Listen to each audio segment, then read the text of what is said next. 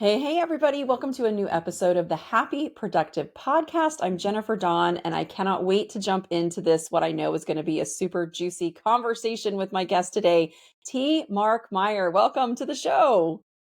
Thank you, Jennifer. Thank you for having me. Awesome. All right. T. Mark is a psychotherapist and consultant for the world's largest corporations. He's led workshops on conflict resolution, authenticity, and authentic management. He's also coached professional athletes. He's written an Amazon best-selling book called The Art of Being Authentic.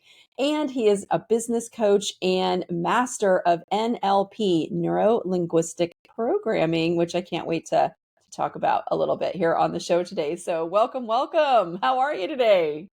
I'm good, thanks. Well, the bios are always lovely, but I would, if you wouldn't mind, just take a few minutes and just share with us your story. Like I know it's a big question. What brought you to where you are today, to being on the show? But just, I'd love to hear a little bit of your story and your background. Of course, I mean, my story it's not a straight path because it usually isn't for all of us, right? I think when I was a young man, I went out into the world wanting to prove to the world that I was good. Um, Ultimately, I was probably trying to prove to the world and myself that I was good enough. But I wanted to show the world that, hey, I'm here and I can be everything I want to be. And the way I did that or decided to do that is the way that most of us do. I tried to live up to what is expected of me. What is my surroundings expect of me? What qualifies as success? And one of those things that qualifies as success is having a great career, right? So I did an MBA, and every company I worked for, I worked really hard because I wanted to, give them results. And it worked really well for me. I'd set some goals, and in my early 30s, I was the Northern European director of an English online agency. So I was heading up 3 different countries with 3 different offices. I had an apartment in Munich. I had an apartment in native Copenhagen, Denmark. And I spent a lot of time in London where the business was sort of where the headquarters were. And it was really everything I'd set out for. And somehow there was some feeling in me. I wasn't feeling really happy. I was missing something. So I thought, well, maybe it's because I'm working for someone else. Why am I working so hard so everybody else can make that kind of money? I want to make that kind of money for myself. So I left my job and I found some investors and I started a tech company. And I thought, okay, well, starting my own company, this is going to bring me what it is I'm looking for. And it went really, really well. We won business awards and tech awards and year-on-year growth, better than we imagined. And still that feeling was there. So, I'm in this modality of I want to achieve something. Well, maybe I need 2 companies. Maybe that's what I need. Then I'll be happy. So I started another company. And I managed to do that a few times. And then one night I was sitting at home and I'd done a lot of training, NLP training, business coach training, because I needed to perform, right? So I needed to achieve my own goals, but I also had a team around me and I wanted them to perform as well. They needed to achieve their goals as well. So I've done a lot of coaching training as a coach and a lot of those things. And I'm sitting at home and I'm still having this feeling. I feel like I'm missing something. And then I come across, you could study to become a psychotherapist. It takes 4 years. And I remember I went into my wife was sitting in the living room. I went in and I said, I'm going to study to train to be a psychotherapist. And she looks up and she goes, excuse me? And I'm like, yeah, don't worry, honey. It's 4 years. It'll be fast. You won't notice, right? And then, she wasn't too keen on the idea to begin with, but she could see I was passionate about it and she could see that I was still searching for something. So I went to the first class of this psychotherapy training and I had the papers, but I hadn't really read them, to be honest. And it said, when I got there, I read that I had to do 40 hours of therapy myself. Mm. And I thought, 40 hours of therapy, Jennifer, what am I going to talk to a therapist about for 40 hours? I'm not here to understand myself. I'm here to understand others, make other people perform, build more things, and then achieve my happiness. But it was a blessing, really, because when I did those 40 hours of therapy, I ended up doing 40 hours more, really just to connect. And I realized that I had been searching outside myself for something that is really in myself, which is my connection to my authentic self. So that meant I had to change my life. So I left my the daily operations of my businesses. I sat down and said, okay, I'm going to work with coaching and therapy. I'm going to do authentic leadership training. I want to do stuff like that. And then that ultimately became the book, The Art of Being Authentic. Oh, I love this so much. It's so interesting. I'm so glad you're on the show today because we're in such perfect alignment, even if you don't realize it yet, but I'm realizing it as I'm listening to you, which is a beautiful, beautiful thing. I've been a business coach for about 12 years now, and it took me years to kind of really pinpoint what was I doing in my coaching that was kind of different and unique. And I realized that the way I was getting transformation in my clients is that we were always working from the inside out. We were always starting on the inside. And now we've actually brought that into our brand. But it took me a little while to kind of figure out, like, what am I doing different here? And you just nailed it because we're often looking for these answers. We're looking for satisfaction or fulfillment or for success. We're looking for these things outside of ourselves, but the answer is inside. And we always have to start with the inside. It's even our businesses, they're creations that we've created. They've come from us and we've created them into the outside world. So if there's problems in them, doesn't it make sense? Even though I think logically, a lot of people don't think that. They think like, oh, I just need that tactical action. I just, tell me what to do to fix the problem. But really, and then they often don't want to hear, well, you need to fix you because you're the problem. I don't want to hear that. But it's so true. When you start on the inside and start with yourself, that's really where the solution is. Would you agree or thoughts on that? Yeah, I totally agree, and I also agree that it's in our human nature to we want a solution that's a system, right? Can it be a 3-step process, a 5-step process, 7 daily routines? Is there something outside of myself that I can do that can solve my problems, right? But the problem with that is, I think I guess basically I think there's two kinds of problems with that. The first is that we are looking for a technical solution, and a lot of times in life, well, we don't need a technical solution. We need what you said. We need that change, right?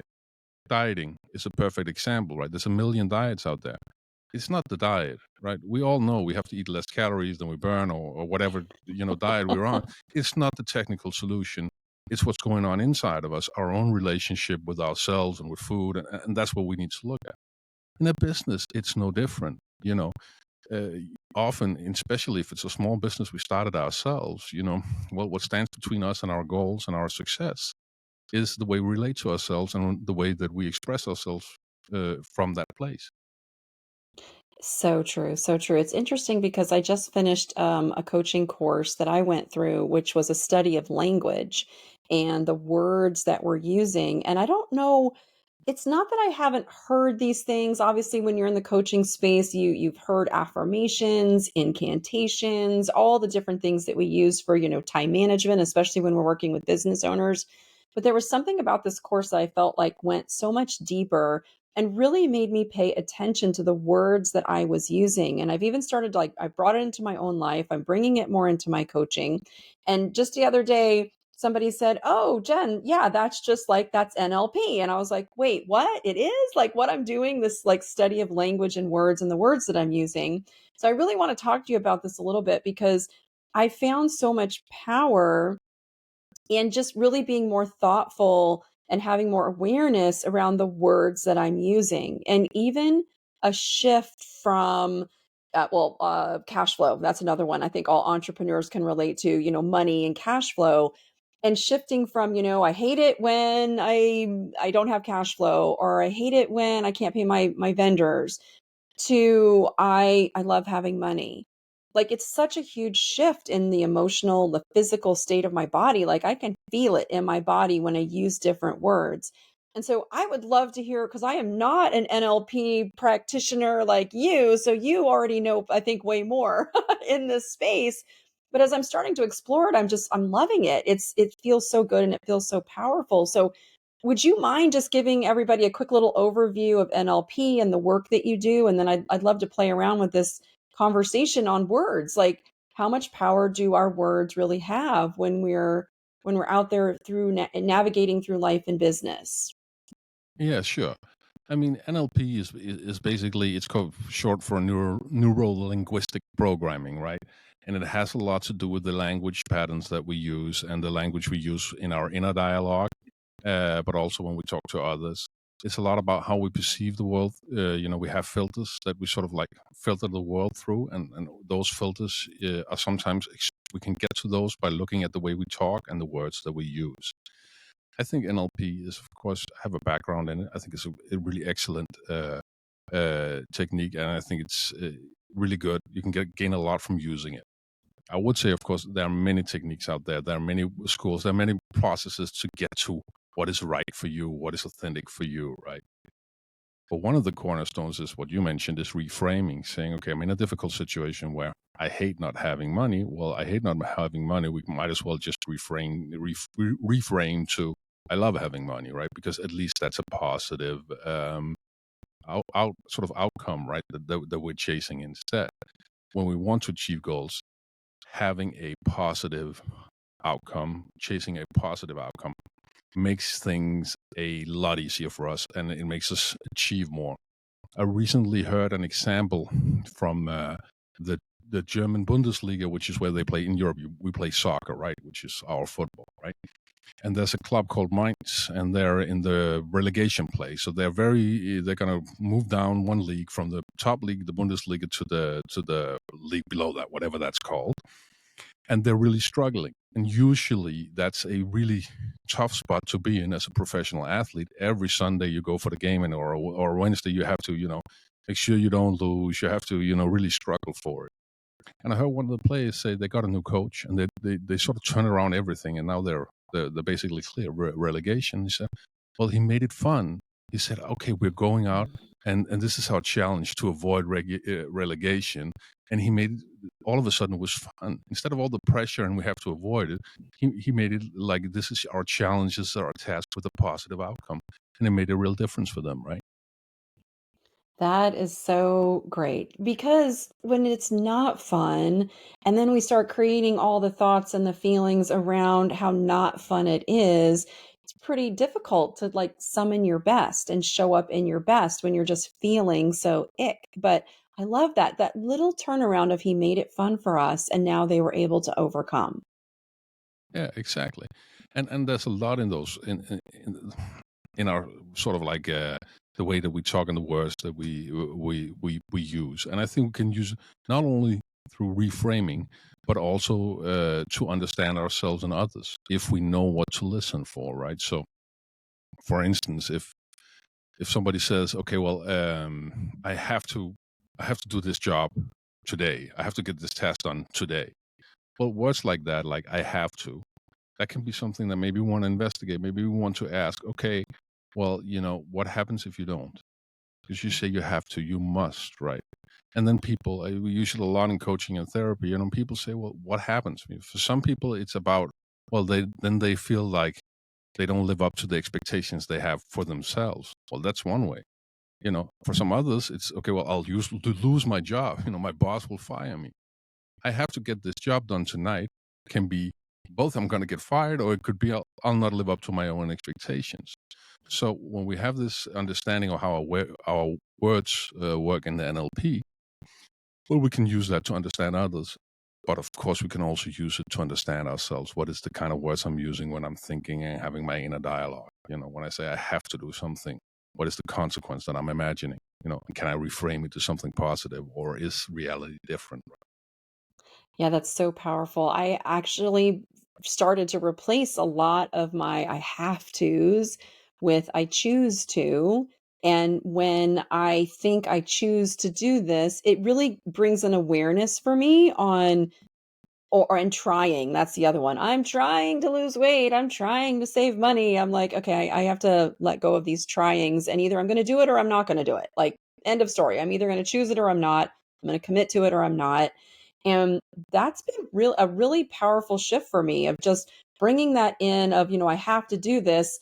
It makes me stop and go, "Wait a second. First of all, is that true? Do I really have to do this today? Or is it just bullshit I'm coming up with and pressure I'm putting on myself that is not really true?" And then if it is something that yes, I choose to get this done today, I don't know, it just helps me step into my power. Those words feel so much better when I'm using words like I have to or I'm trying. I don't know, it makes me feel small. I can feel it in my body. It just doesn't feel as good versus stepping more into my own power and being like, I'm choosing to do this today and I'm choosing to finish this today. And I don't know, there's just so much power in that. And I find that it kind of like quiets a lot of that brain noise too, the mind stuff of the back and forth and the back and forth when this is what I've decided. This is what I'm going to do. End of subject. Now I'm going to go do it. Yeah, and it's empowering, right? Because you take ownership when you say you choose, right? I think if it could be a fun exercise to do with most of the things you do in life, right? Because let's say you say, well, every action that or reaction that I have is something that I choose, right? Then all of a sudden it puts something like anger in a new light, right? If you come home saying, well, I chose to be angry today with this and that person, well, if you all of a sudden realize, okay, well, this last past week I've chosen to be angry 15, 20 times, then you start thinking, wow, there must be another alternative here, right? Because by choosing, you take ownership rather than, someone was an idiot and I had to give them a scolding. Yeah, absolutely.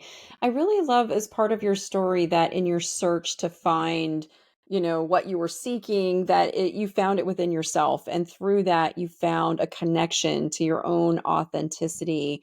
And then you turned around and you kind of built your brand around authenticity. I think that's so beautiful. And finding that connection within ourselves, I think that really is where our true power lies. Tell me a little bit about the book. Why'd you write it? Who is it written for? Tell me about the book. Yeah. Well, I wrote the book because, of course, ultimately it's been my own journey.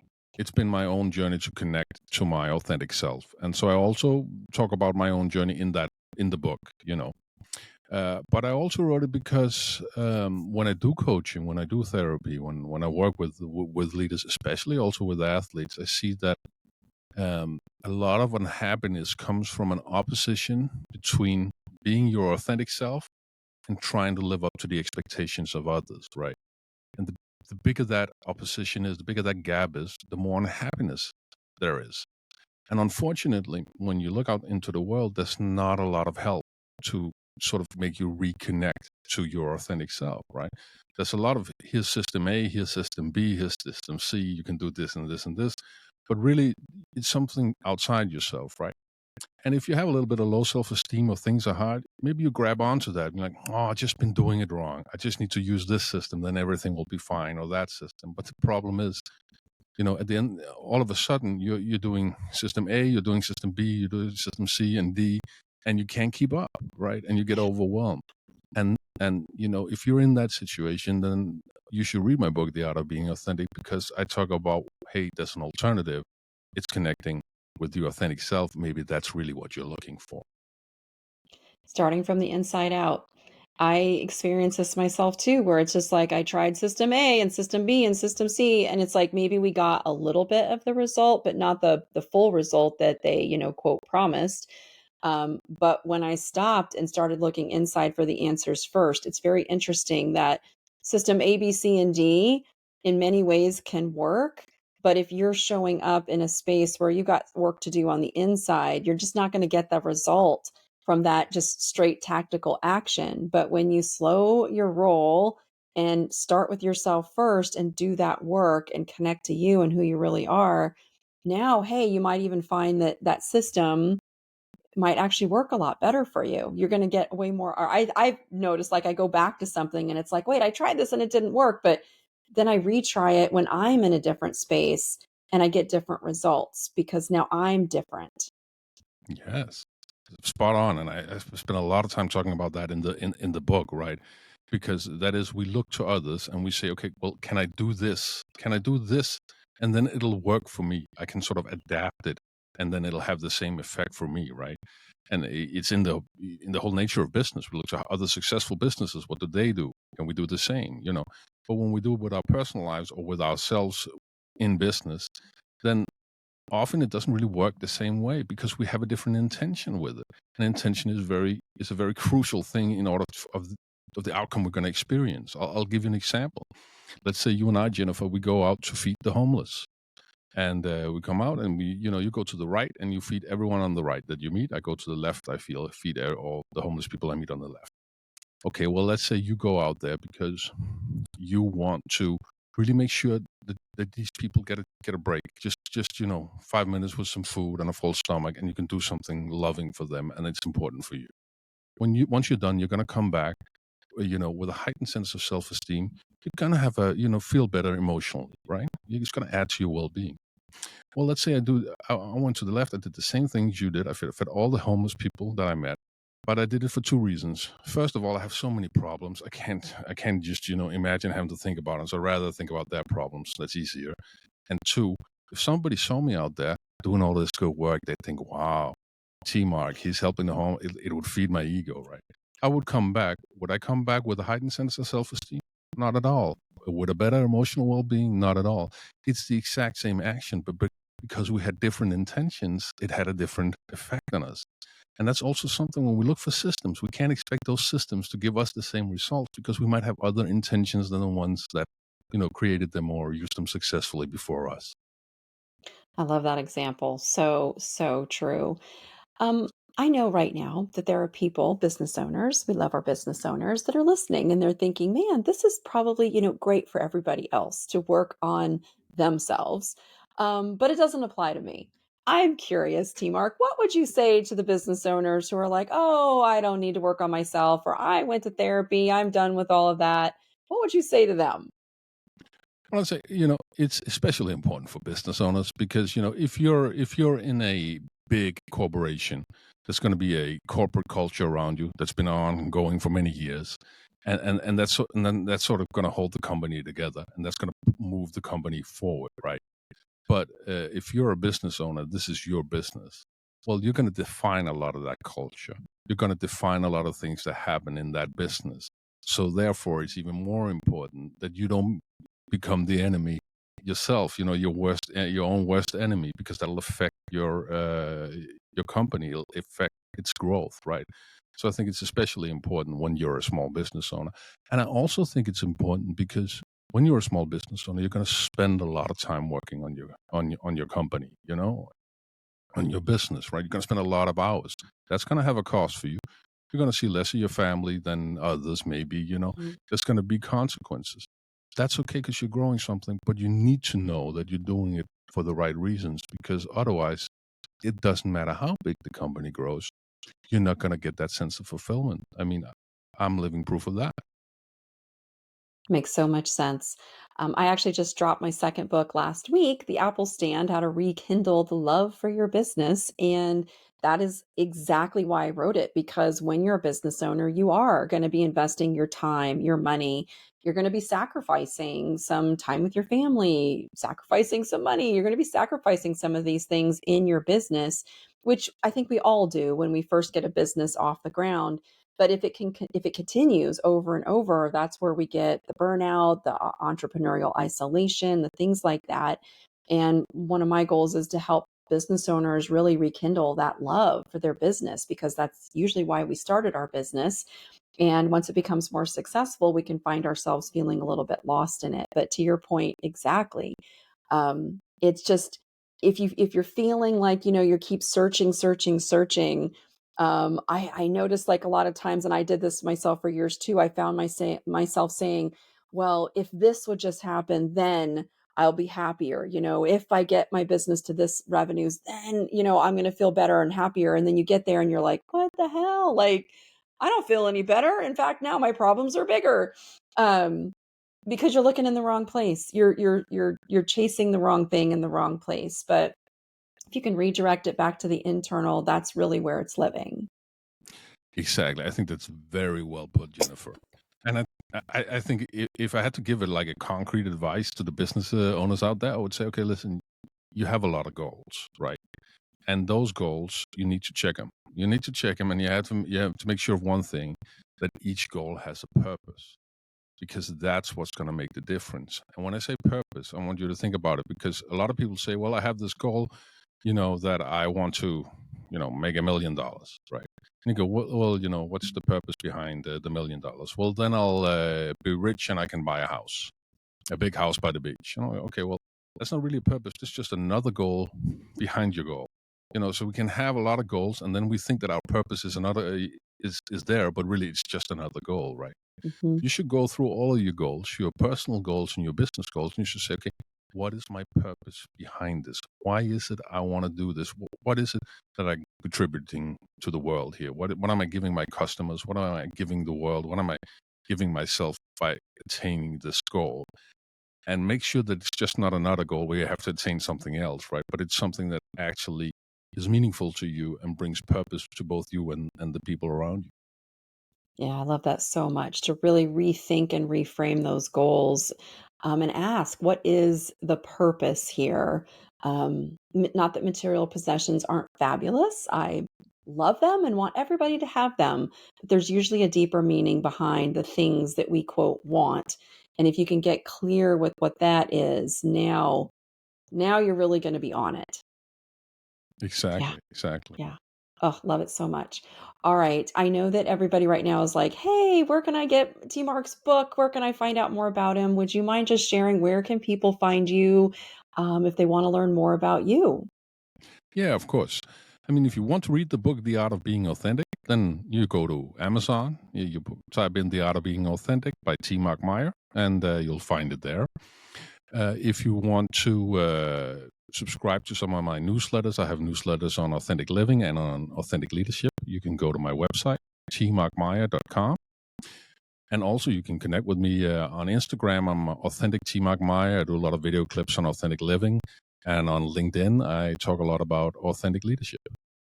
Beautiful. All right, you guys, go check out T Mark. He has great, great stuff to share. Thank you so much for being here with us today on the Happy Productive podcast. Hop on Amazon, grab a copy of Mark's book, The Art of Being Authentic. And while you're there, you can pick up a copy of The Apple Stand too. And it's a win win for everybody. I love it. All right, T Mark, thank you so much for being here with me today. Thank you, Jennifer. It's a pleasure. All right, guys, that's it for today. And get out there and have a happy, productive day, y'all. Bye.